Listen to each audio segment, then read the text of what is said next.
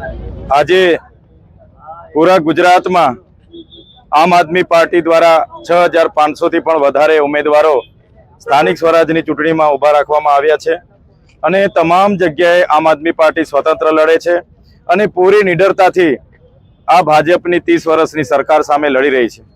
ભાજપ આમ આદમી પાર્ટીથી એટલી ડરી ગઈ છે, અહીંયા પણ અમારા કેટલાક ઉમેદવારોને પોલીસ દ્વારા હેરાન કરવામાં આવ્યા, એમને ફોર્મ ન ભરવા દેવામાં દબાણ કરવામાં આવ્યું અને કેટલાક ઉમેદવારોએ ફોર્મ ભર્યા તો એમને પણ ફોર્મ ખેંચી લેવા માટે ભરૂચ પોલીસ દ્વારા એમના એલસીબીના કોન્સ્ટેબલો દ્વારા પણ ઘણા દબાણો કરવામાં આવ્યા।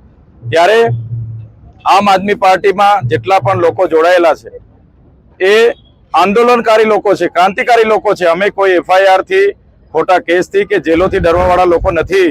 અમે ગુજરાતમાં પૂરી તાકાતથી, પૂરી મજબૂતાઈથી લડી રહ્યા છે અને જે ગુજરાતના હર સંઘવી જે પોલીસનો ઉપયોગ વિપક્ષના લોકોને દબાવવા માટે કરી રહ્યા છે, જે અમારા ઉમેદવારોને ડરાવવા કે અમારા નેતાઓ પર ખોટી ફરિયાદ કરવા માટેના પ્રયાસો થઈ રહ્યા છે, ત્યારે અમે કહેવા માંગીએ છીએ અમે ગુજરાતની જનતા માટે લડીશું, લોકશાહીને બચાવવા માટે લડીશું, બંધારણને બચાવવા માટે લડીશું।